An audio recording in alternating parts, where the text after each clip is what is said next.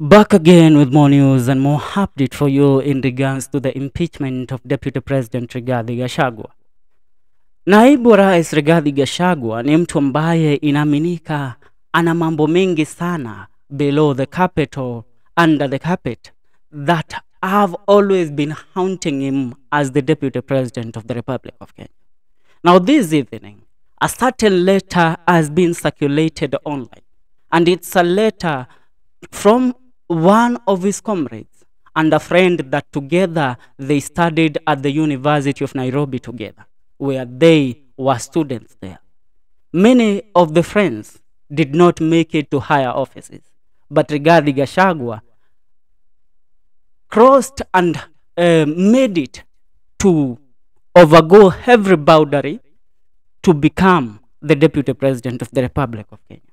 But he has been exposed by one of his friends through lawyer Miguna. And I want you to listen to this letter from one of his friends who right now has had a lot of quotation in regards to Rigathi Gachagua being fought and that he shouldn't be holding the office as the Deputy President of the Republic of Kenya. Skiza. Miguna says, Waliya Mohammed forwarded to me this piece by Wafula Buke, chairman of SONU in the year 1987. Who is Wafula Buke? Now, before we continue with the letter, I want us to look at a publication by the Standard Media Group, which dates back a few years ago. It says, costly activism. Ex-detainee Wafula Buke regrets over brother who became alcoholic. Former University of Nairobi student lead and ex-detainee Wafula Buke is regretting the role he played in the regression of his alcoholic kid brother who was buried. Now, tukivuka yote haya, I want also to look at a certain publication by Job Korir Chirchir. And he says, I met Wafula Buke and DP Rigathi Gachagua for the first time in the year 1987, when I joined the University of Nairobi as a freshman. I found this article by Mr. Buke an interesting piece. Dear DP, we were classmates. Much to celebrate, much to regret, by Wafula Buke. There is so much to celebrate, classmate, a generation of politicos at the university and outside. You are at the top of your here politically. A deputy president, congrats. When we followed different ideological path, in our youth, my team led by me ruled the polls, albeit withstanding and surviving state bruises. You are cool being a civil servant. Several of our comrades have died on the path. You followed the dictators of the system. You have enjoyed life, wealth, and government jobs. Now, this is the same letter that Miguna shared, so allow me to go back to the letter shared by Miguna so that we will navigate this fully. It tells Rigathi Gachagua, Wafula Buke, who was a detainee, by the way, during the Moi regime, tells Rigathi Gachagua, we followed different ideological paths. In our youth, my team led by me led the polls. I have read that. Several of our comrades have died on that path. You followed the dictates of the system. You have enjoyed life, wealth, and government jobs. On the other hand, some of my kind have served prison terms, exile, education terminated, etc. I have been relegated to the village as a direct result of the victories of your team. You have to be proud, buddy. You and your colleagues, e.g. Governor Lusaka, etc., never addressed a single rally in the university. Miguna and I did, but check where we are. Miguna is in exile and I am in the village. Be happy, bro. If the goal was to capture power, you did it big time. As your contemporaries and rivals, we are far down. Please take pride in that even as you undergo selective prosecution.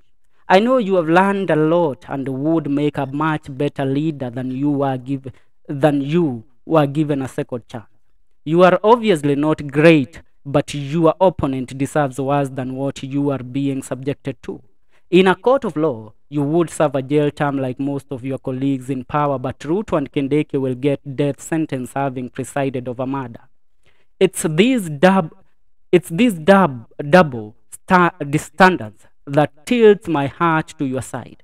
Yours are mainly political mistakes and standard. Kenyan economic crimes, most of them legalized, while Ruto's are real grave crimes. I liked your survival strategies, though, connecting with your stronghold. You call it ground. In times of political crisis, is as old as history. In fact, it is a universal instinct of self-preservation. Kenyatta did it. Patrice Lumumba of DRC was arrested on a retreat to East Mount Kenya. No apologies, bro. Your bravery put our justice system on trial as a representative of the Begosi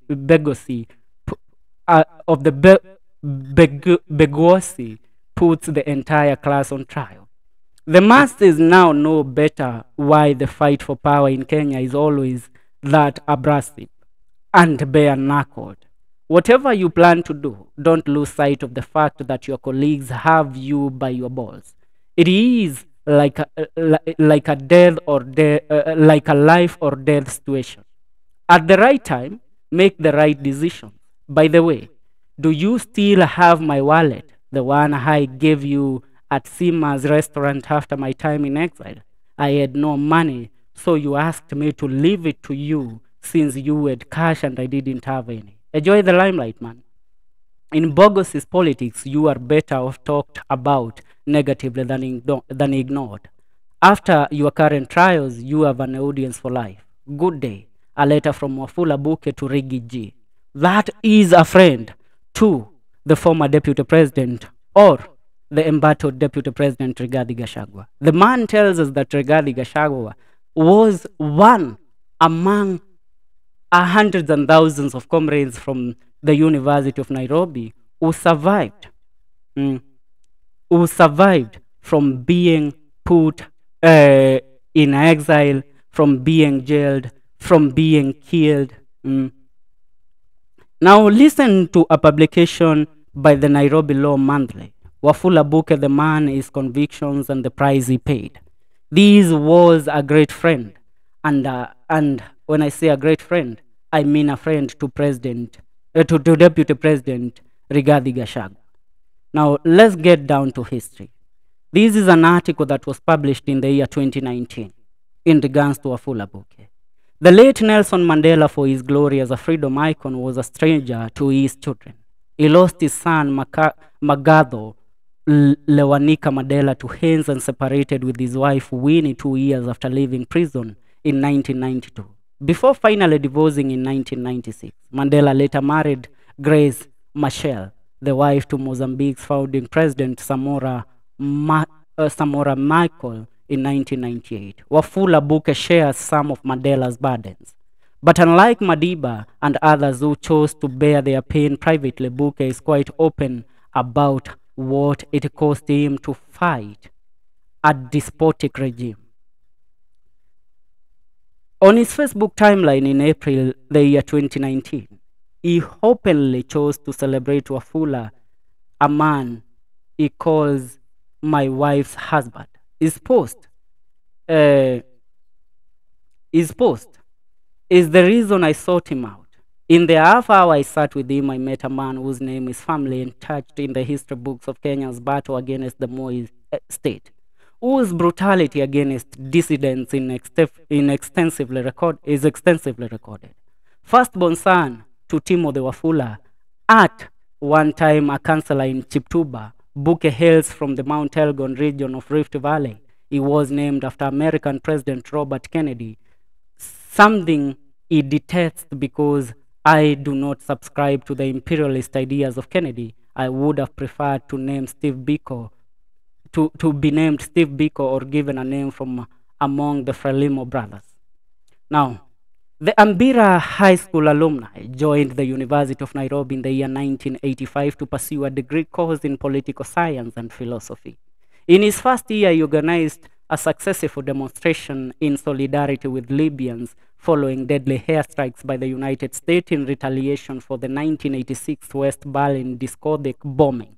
It made national news. And I quote, "Back in the day, the choice was distinct. You were either with the establishment, KANU, or you fought for democracy. The university also offered the only place where people could meet.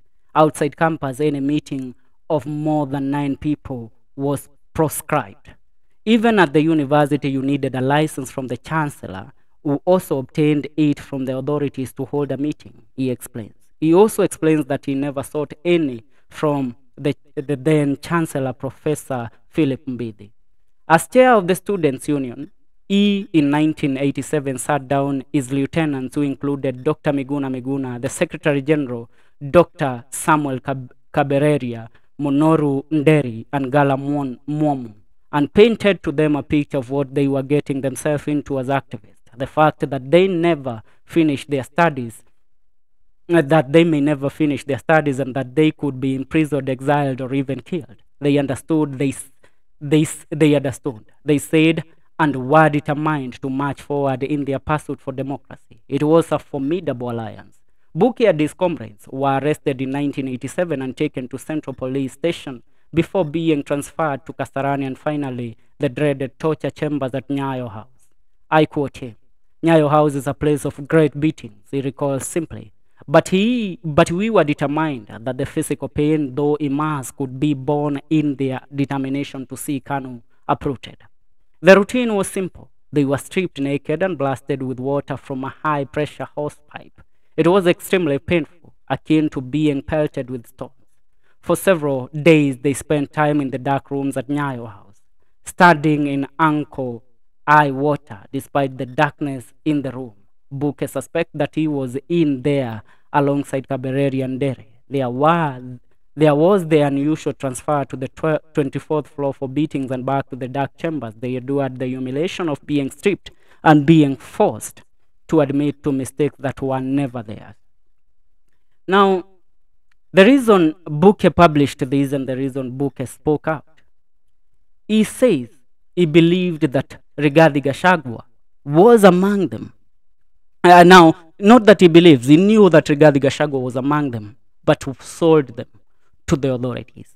Now, he says Rigathi Gachagua is currently facing the trial of his time as the Deputy President of the Republic of Kenya, where he sold them to the authorities of Moi and earned himself a spot of being given a position in 1992 as a DO by Moi in Molo, and even got a lot of rewards from Moi's regime by betraying his own comrades that they studied with at the University of Nairobi in the year 1987.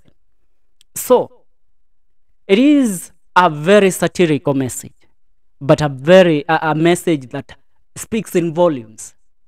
When a comrade who you studied with speaks about you in that manner, then you come to understand, and not just a comrade, a man that has endured exile, a man that has endured prison time because of the actions that you then, as a friend to them, took by betraying them and selling them out to the Moi regime. That is what Wafula Buke actually tells us. He himself says he was relegated to the village. He is a village elder now, a village man.